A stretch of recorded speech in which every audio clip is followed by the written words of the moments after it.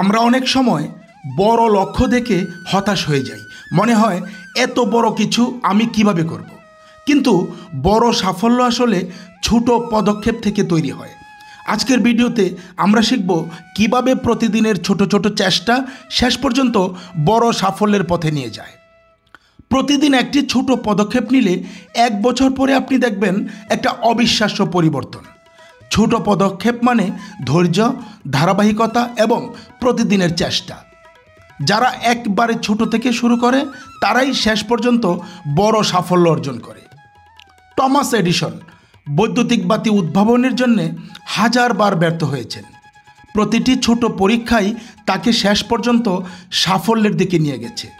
আপনার জীবনেও ছোট পদক্ষেপগুলি বড় পরিবর্তনের চাবিকাঠি।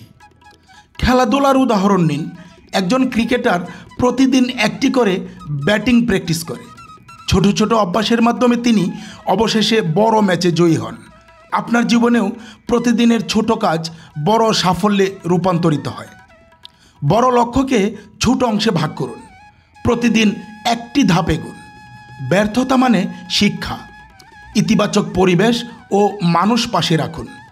ছোট সাফল্য উদযাপন করুন। এগুলো আপনাকে অনুপ্রাণিত করবে। ছোট পদক্ষেপে মনোযোগ দিন। ধারাবাহিক চেষ্টা চালিয়ে যান। নিজেকে বলুন, আজ আমি একটি পদক্ষেপ নিয়েছি, কাল আরও বড় হবে। এই মানসিকতা দীর্ঘমেয়াদে অসাধারণ সাফল্য নিয়ে আসে। বন্ধুরা, মনে রাখবেন, ছোট পদক্ষেপের ধারাবাহিকতা শেষ পর্যন্ত বড় সাফল্য নিশ্চিত করে। আজ থেকেই ছোট পদক্ষেপই শুরু করুন এবং আপনার স্বপ্নের পথে এগিয়ে যান। ভিডিওটি ভালো লাগলে লাইক দিন, শেয়ার করুন, কমেন্ট করুন এবং সাবস্ক্রাইব করুন। আপনার সমর্থন আমাদেরকে আরও অনুপ্রাণিত করবে।